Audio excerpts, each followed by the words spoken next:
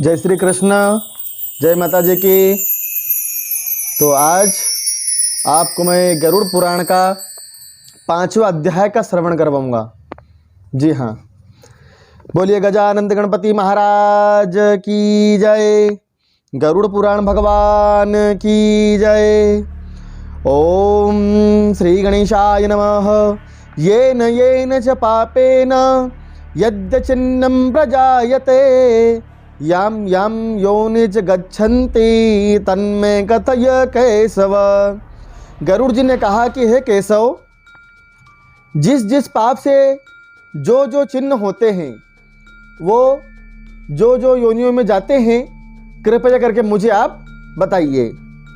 तो भगवान जी ने कहा कि नरक से आए हुए पापी जिन पापों के द्वारा जिस योनि में जाते हैं और जिस पाप से जो चिन्ह होता है वह मुझसे आप सुनो। ब्रह्म हत्यारा क्षय रोगी होता है, गाय की हत्या करने वाला मूर्ख और कुबड़ा होता है, कन्या की हत्या करने वाला कोढ़ी होता है, और ये तीनों पापी चांडाल योनि को प्राप्त करते हैं। स्त्री की हत्या करने वाला तथा गर्भपात कराने वाला भिल्ल आदि रोगी होता है, पर स्त्री गमन करने वाला नपुंसक और गुरु पत्नी के साथ विचार करने वाला चर्म रोगी होता है। मांस का भोजन करने वाला अंग अत्यंत उसके लाल होते हैं, मद्य पीने वाले के दांत काले होते हैं, लालचवश अभक्ष भक्षण करने वाले ब्राह्मण को महोदर रोग होता है, जो दूसरों को दिए बिना मिष्ठान्न खाता है उसे घेंगा हो जाता है। श्राद्ध में अपवित्र अन्न देने वाला श्वेत कुष्ठी होता है। गर्व से गुरु का अपमान करने वाला मनुष्य को मिर्गी का रोग हो जाता है। वेद शास्त्र की निंदा करने वाला और श्रेष्ठ आदि का निंदा करने वाला व्यक्ति का झूठा गवाही देने वाले और विवाह में विघ्न डालने वाले व्यक्तियों के निश्चय ही वह नरक के अंदर जाते हैं। औष्ठ रहित पुस्तक चुराने वाले जन्मांध होते हैं। गाय और ब्राह्मण को पैर से मारने वाला लूला और लंगड़ा होता है। झूठ बोलने वाला हकलाकर बोलता है तथा झूठी बात सुनने वाला बहरा होता है। विष देने वाला मूर्ख और उन्मत्त पागल तथा गंजा पैदा होता है। ये सब गरुड़ जी को भगवान जी बता रहे हैं कि जो जो पाप से जो जो चिन्ह होता है, वही बात भगवान जी गरुड़ जी को समझा रहे हैं। जी हाँ, उसके पश्चात जो व्यक्ति अन्न चुराता है वह चूहा, धान चुराने वाला टिड्डी होता है। जल की चोरी करने वाला चातक, विष का व्यवहार करने वाला वृश्चिक बिच्छू होता है। शाक आदि पत्रों का चोर छचुंदर का जन्म प्राप्त करता है। उसके पश्चात तांबुल, फल, पुष्प आदि चोरी करने वाला बंदर होता है।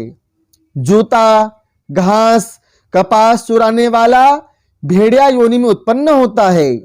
जो रौद्र कर्म करते हुए आजीविका चलाते हैं, मार्ग में यात्रियों को लूट लेते हैं, ऐसे व्यसन रखने वाले व्यक्ति कसाई के घर बकरे का जन्म प्राप्त करते हैं।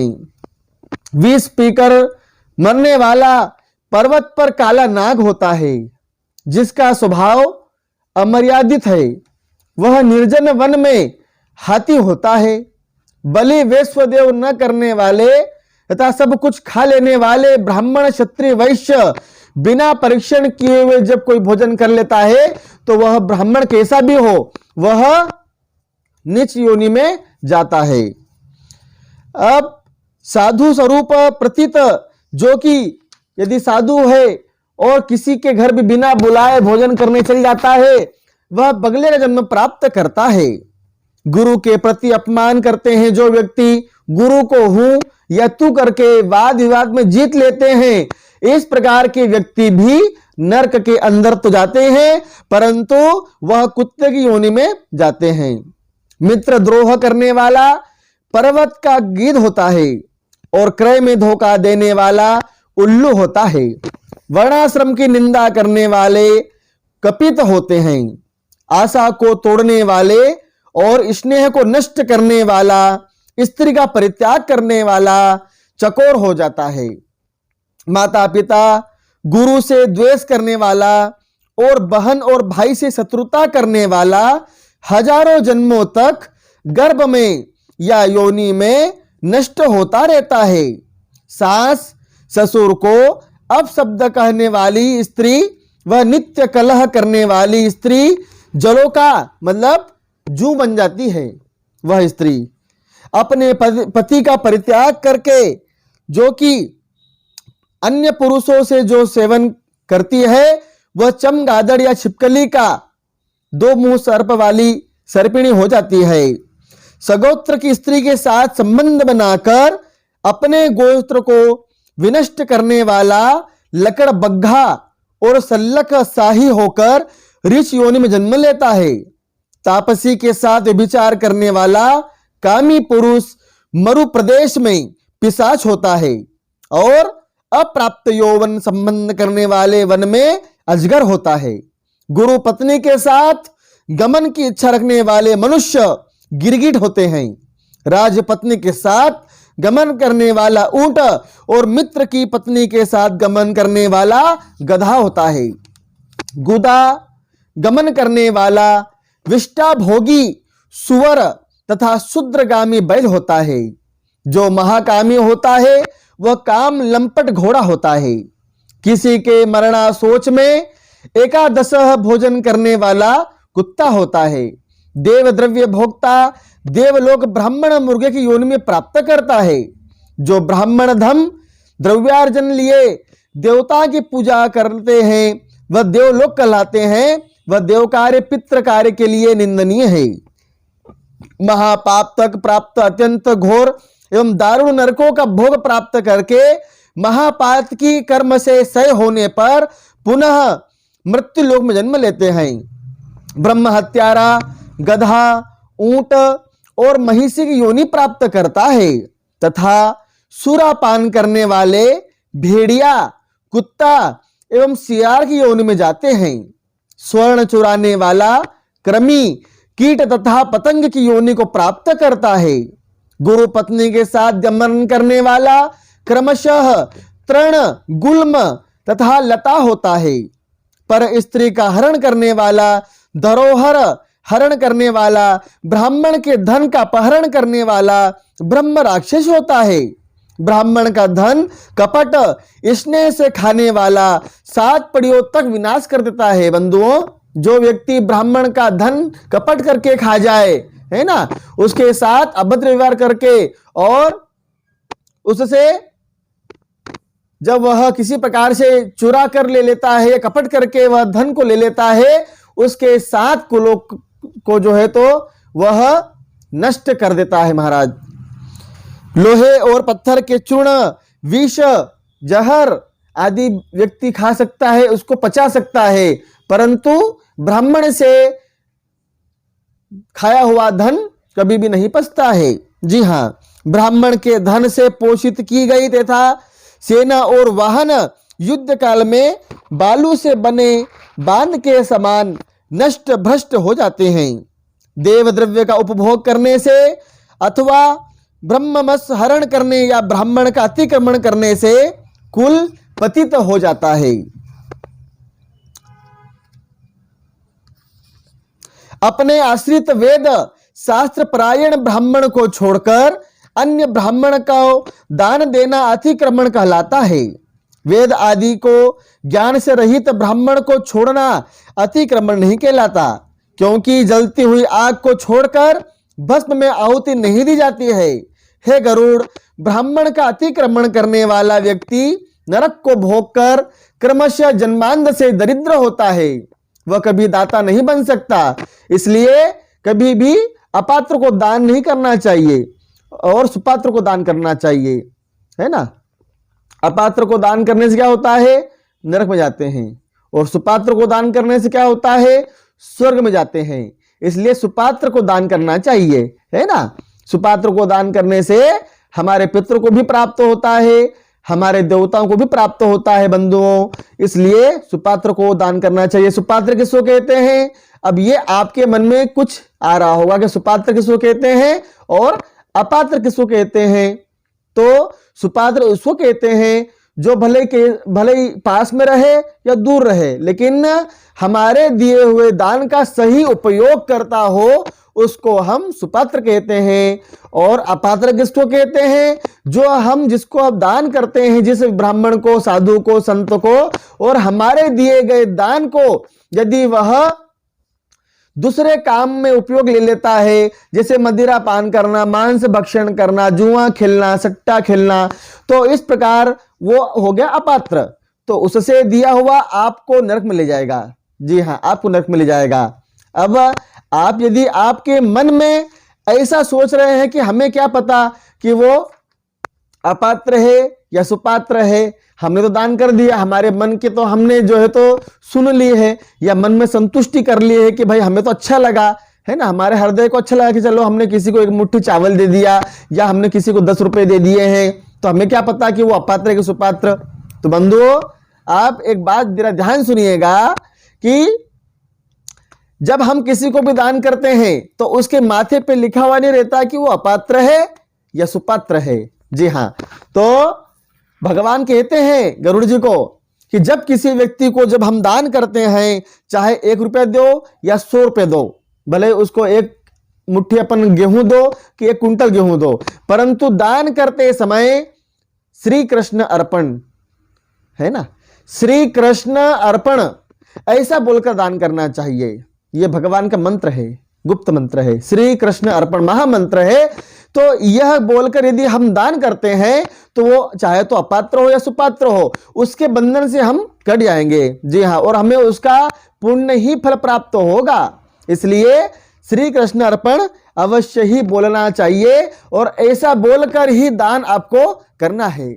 ऐसा करने से वह हमें यहां तो उसका फल प्राप्त होगा ही होगा, लेकिन भगवान के घर भी हमें उसका फल प्राप्त होगा, क्योंकि भगवान का जो है तो यह ऐसा गुप्त मंत्र है कि कृष्ण अर्पण कहने से ही देवता लोग भगवान उसको उस हमारी दी हुई वस्तु को प्राप्त भी कर लेते हैं। जी हाँ, यदि हम घर में भोजन करते हैं बंधुओं, तो भोजन के भी आसपास हमें पानी घुमाना चाहिए और कृष्ण अर्पण बोलना चाहिए भगवान को, तो भगवान प्रसन्न होते हैं। वह जो भोजन से जो लगाई गई थाली है वह स्वयं अपने आप ही भगवान कृष्ण को प्राप्त हो जाएगी।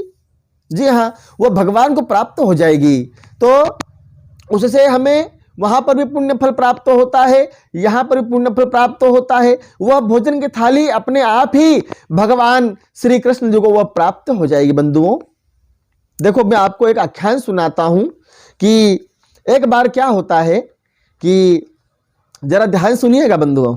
जी हाँ, कथा है, छोटी सी उदाहरण भी है, आपको बड़ा अच्छा लगेगा।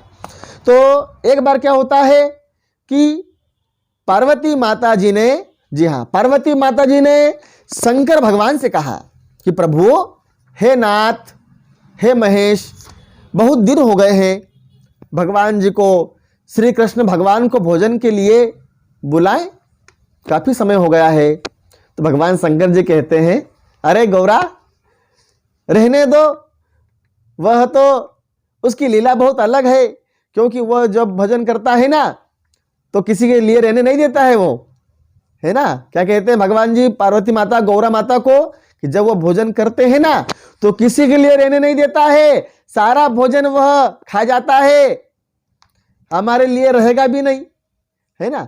तो फिर इस प्रकार माता पार्वती जी कहती है कि प्रभु, मैं इतना भोजन बनाऊंगी कि वह भगवान कृष्ण भी, श्री हरि भी खा लेंगे और हमारा परिवार भी भोजन आराम से तृप्त होकर भोजन कर लेगा। लेकिन पार्वती माता नहीं मानी, उन्होंने हट कर ली, है ना। अब शंकर भगवान ने सोचा, चलो अब पार्वती जी ने हट कर ली है तो अब इसके मन की होने ही दो। अब क्या होता है कि पार्वती माता जी ने भोजन बनाया। जी हाँ, भोजन बनाया। तो भोजन कितने प्रकार का? 56 प्रकार का भोजन। जी हाँ, 56 प्रकार का भोजन है, और थोड़ा बहुत नहीं, एक एक कोठड़ियां भरकर। अब ये कोठड़ी शब्द आया है, इसका मतलब क्या हुआ, यानी एक कमरा, एक कोठड़ी मतलब एक कमरा, है ना।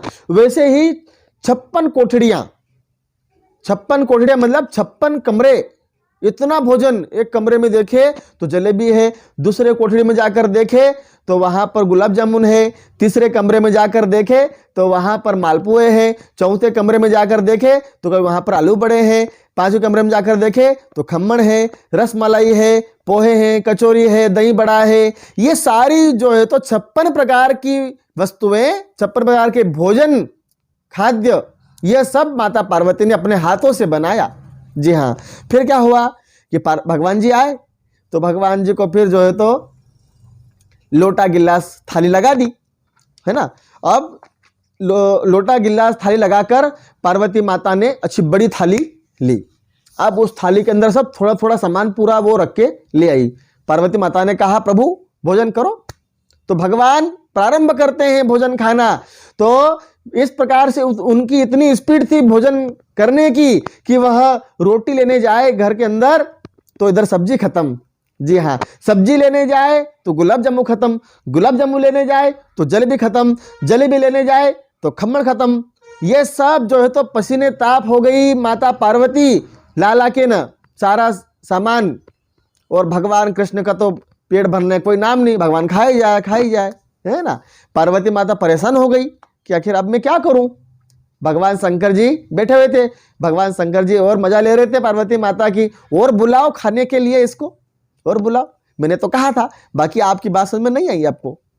अब पार्वती माता ने सोचा मैं क्या करूं। आखिर भगवान 56 प्रकार का बनाया हुआ भोजन प्रभु श्री हरि सब चट कर गए, भगवान सब खा गए खाना। इतने में आ गए नारद जी, नारायण नारायण करते। तो प्रभु आज क्या बात है, आज तो 56 भोग। तो शंकर भगवान कहते हैं आओ हो नारद जी, आप भी आओ आओ भोजन करो, 56 प्रकार का भोजन है। पार्वती माता फिर उधर से इशारा कर रही है, क्या कर रहे हो आप, ये तो उठने का नाम नहीं ले रहे हैं कृष्ण भगवान, और इनको कैसे क्या मैं खिलाऊंगी, कहाँ से लाऊंगी। शंकर भगवान कहते हैं आओ आओ प्रभु, आप भी आओ, नारद जी आओ। आखिर नारद जी को भी बिठा दिया शंकर भगवान ने। अब पार्वती माता कई कमरे में गई तो कोने में कई 2-4 दाने चावल के पड़े थे, दूसरे कमरे में गई कोठड़ी में तो रोटी का टुकड़ा पड़ा हुआ था, तीसरे में गई जलेबी का टुकड़ा पड़ा था, चौथे में गई थोड़ी सब्जी कहीं पड़ी हुई थी। ऐसे करते करते थोड़ा थोड़ा करके इतनी बड़ी थाली जो है तो पार्वती माता लेकर आती है और नारद जी के सामने उसको प्रस्तुत कर देती है, रख देती है। तो नारद जी ने भी क्या किया, ऋषि मुनि है, नारद जी ऋषि हैं, तो उन्होंने अपने कमंडल से तुलसी पत्र लेकर उस भोजन की थाली में रखा बंधुओं, और अपने कमंडल से पानी लेकर पानी घुमाया और कृष्ण अर्पण कहा। जैसे ही कृष्ण अर्पण कहा वैसे ही भगवान श्री कृष्ण को डकार आ गई, भगवान कृष्ण का पेट भर गया। अब भगवान से एक निवाला भी खवाया नहीं जाए। तो पार्वती माता ने आश्चर्यचकित होते हुए कहा, अरे अभी तक तो पूरे 56 प्रकार के कमरे कोठड़ियां भरकर खा गए और अब एक निवाला नहीं ले पा रहा इनसे। नारद जी ने पता नहीं क्या कह दिया। तो पार्वती माता ने पूछा, नारद जी आपने ऐसा क्या कह दिया कि इधर जो है तो आपने अभी तक तो ये खा रहे थे भगवान, लेकिन आपने अभी अभी कुछ पानी घुमाकर मंत्र बोला तो भगवान को डकार आ गई, भगवान का पेट भर गया। तो इस प्रकार नारद जी कहते हैं कि मां, मैं आपका प्रश्न क्या है मैं समझ गया हूं। अब उसका उत्तर भी सुनो कि जो व्यक्ति यदि अपने भोजन की थाली में पानी घुमाकर और हाथ जोड़कर कहता है कृष्ण अर्पण, तो वैसे ही वो थाली अपने आप भगवान श्री हरि को प्राप्त हो जाती है। चाहे वह इतने से कृष्ण भोजन हो, इतना सा हलवा हो या रोटी हो, चावल हो, थोड़े से न कृष्ण अर्पण बोलेंगे तब भी प्राप्त हो जाएगा, और अपार अगर भंडारा होगा ना उसका भी अगर बोलेंगे तो भी प्राप्त हो जाएगा। परंतु ध्यान रखना कि भले कितना भी हो, कृष्ण अर्पण बोले बिना प्राप्त नहीं होता है, भगवान का पेट कभी नहीं भरता है। इसलिए इतने से भी यदि हम हलवा बनाते घर के अंदर प्रसादी शक्कर रहती है, उस पर तुलसी पत्ता रखते हैं, कृष्ण अर्पण बोलते हैं, तो उसका भी भगवान को प्राप्त अवश्य ही हो जाता है। इसलिए कृष्ण अर्पण जब भी दान करो, कृष्ण अर्पण, भगवान को कुछ भी चढ़ाओ कृष्ण अर्पण, किसी संत को दान करो कृष्ण अर्पण, ब्राह्मण को कभी भी हम अन्न दान करते हैं, दक्षिणा दान करते हैं तो कृष्ण अर्पण ही कहना चाहिए बंधुओं। कृष्ण अर्पण कहने से उसका हमें बहुत पुण्य फल प्राप्त हो जाता है। जी हाँ, और वो भगवान को भी प्राप्त हो जाता है। इसी प्रकार भगवान कहते हैं कि यह सुपात्र और अपात्र है ना, उसमें फिर हमें उससे कोई लेना देना नहीं रहता है, सुपात्र हो या अपात्र, तो हमने फिर दान कर देना चाहिए महाराज।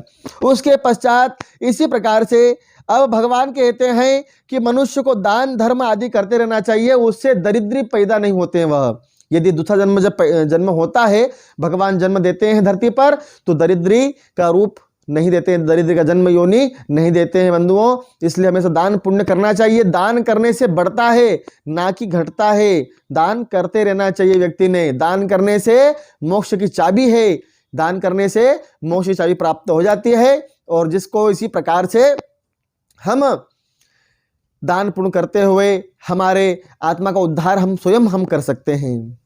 तो बंधुओं, इसी प्रकार आज का यह 5वां अध्याय मैंने आपको श्रवण करवाया है। यदि आपको यह कथा, भगवान की गरुड़ पुराण की कथा, आपको 5वां अध्याय अच्छा लगा हो तो कृपया इस वीडियो को एक लाइक कर देना।